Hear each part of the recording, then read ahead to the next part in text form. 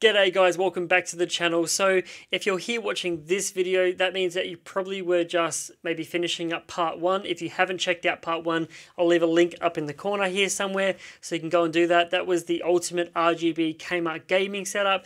But this is part two, which is the, I guess, Kmart Basics version. So we've got 4 products here: the mouse, keyboard, headphones, and mouse pad. All of them are RGB except for the headphones, and all up these cost around $81 or $83, one or the other. This is going to be a video where I tell you whether or not you should consider them, tell you how they perform, and whether or not you should, I guess, go out and buy them. So if you like this video, chuck it a like, get subscribed to the channel if you want to see more content like this, and let's begin.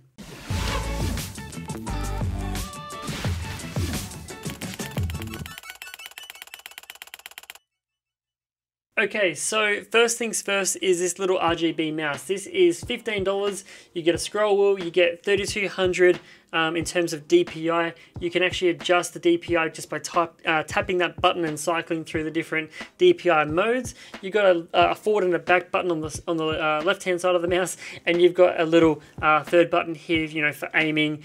You can remap that to whatever you want it to be in the games. On top, you've just got some soft touch plastic, which is quite nice to see, and some, you know, lighting elements that are just sort of cycling through and pulsing between the purple and blue and the red. But on first impressions, you know, with the long braided cable, the soft touch plastic for 15 bucks, it's actually pretty impressive, and you know, I'd be quite happy using this. I think, you know, moving it around on the desktop seems to be, you know, quite responsive. There doesn't seem to be any real issue there at all. You know, if I grab a folder here and just move that around, it actually fits really nicely in the hand. This little part here on the left hand side where your thumb goes, like your thumb rest, is actually quite nice. It's not the most uncomfortable mouse, and it fits my mouse quite nicely. I've got a bit of a claw grip happening on this one, so, you know, it fits right in there. It might get a little bit sweaty in summer times, but I mean, a sweaty mouse is pretty much inevitable if you're in Australian summer, that's for sure. So we'll put that back down. Moving the mouse around is, you know, perfectly fine. The sensor's keeping track. There's no latency that I can really feel.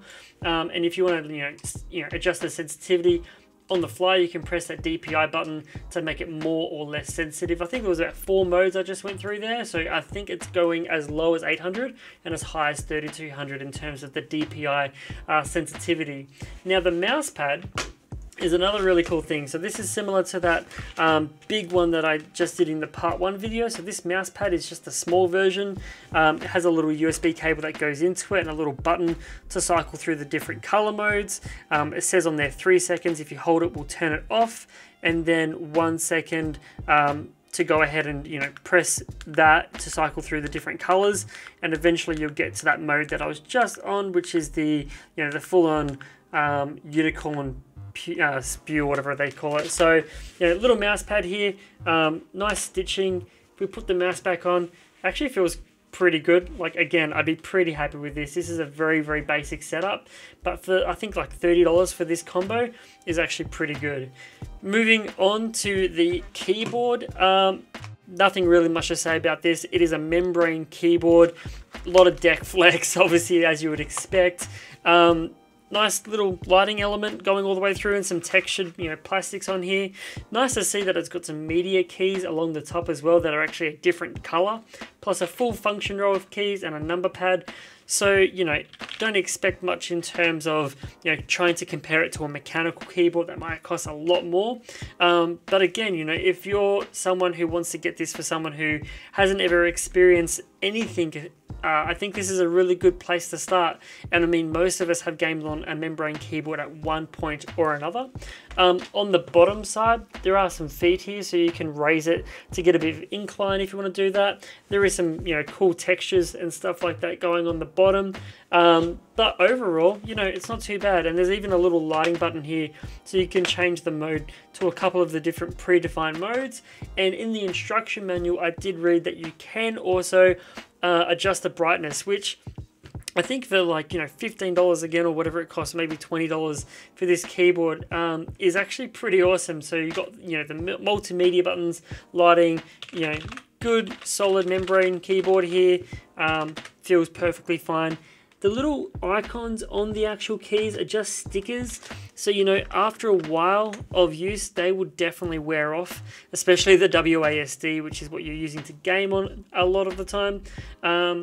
But, you know, because it's such a low price point, I feel like you're definitely going to get a good amount of use out of this and know what you like and don't like before you decide to buy something a little bit more expensive. So, you know, typing on it now feels fine. It's a membrane keyboard. There's nothing really too much to go on about, but it's going to get the job done. And if you're just wanting to make your kids happy on Christmas Day and they need a keyboard to play some games with, I don't think they're going to be upset. I think they're probably going to be too distracted by the lighting and everything else to really care about the fact that it's a membrane keyboard.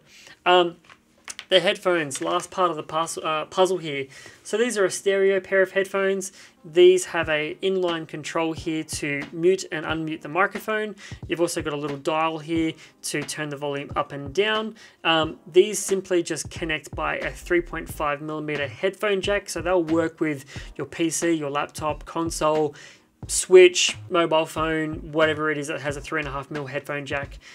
If you want to use the microphone on here, you will get in the box a little microphone headphone splitter. So that's actually what I've got going into the PC, so we can test that microphone out, because there is a microphone here, so you can actually game with your friends, talk to them over apps like Discord.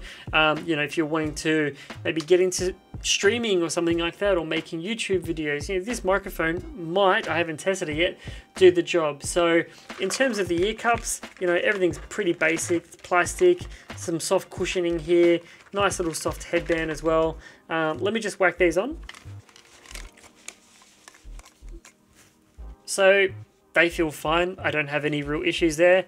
I don't know if it's because I'm an adult and these are meant for children, but I do feel like, you know, they're not covering my ears completely.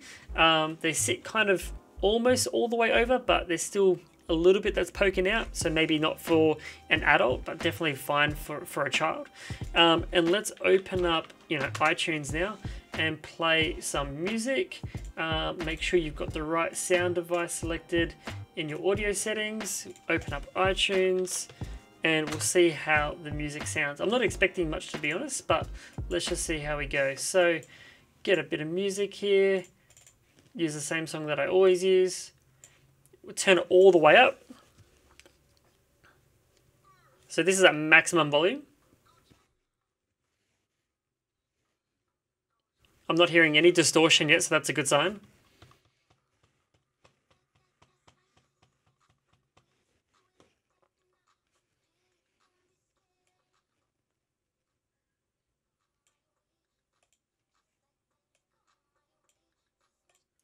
Listen, it's going to get the job done. The vocals are good.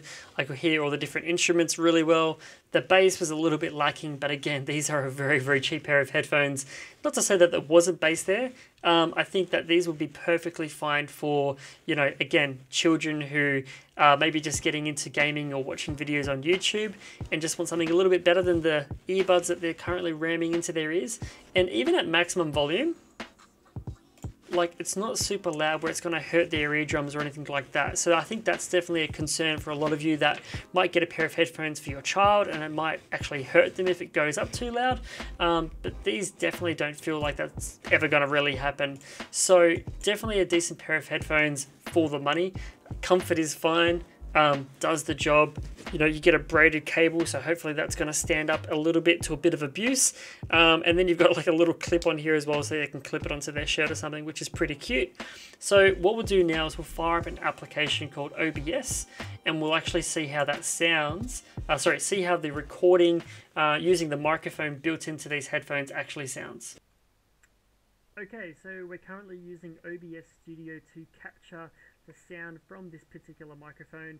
In the Windows sound settings, you can actually see that we've got the microphone sensitivity basically cranked all the way up to 95. There is also a microphone boost option. I would try and opt out of using that if you can. It can create some issues with, you know, noise quality or sound quality. But if we do that, you'll see that, you know, the volume of my voice will go up as I crank this up.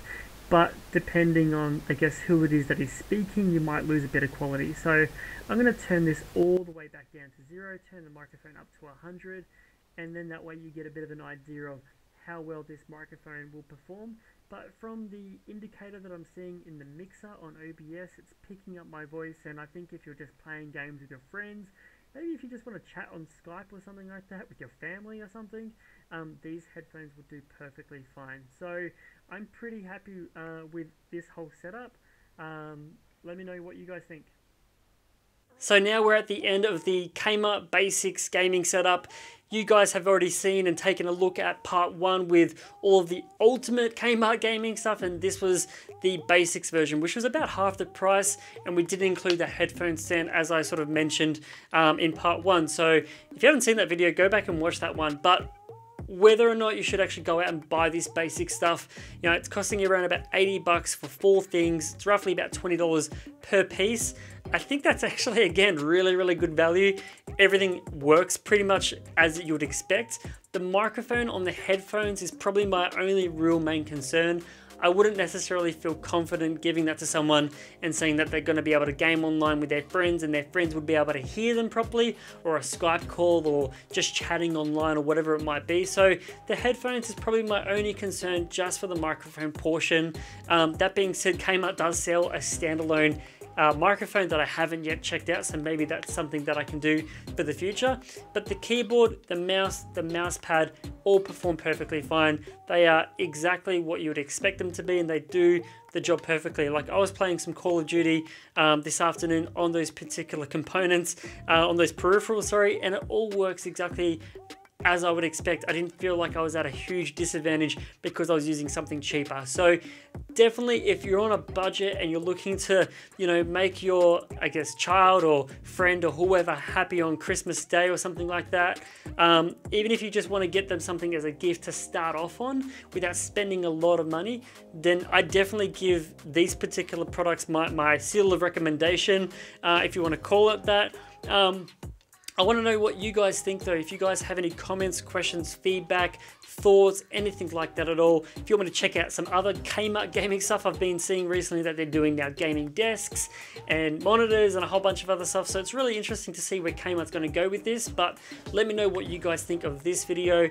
If you, like I said, you know, want to provide suggestions, I'm all ears. So thanks once again for watching this video, for sticking around. Check out part 1 if you haven't done that. Chuck it a like if you haven't and get subscribed. And other than that, I'll see you in the next video. Cheers.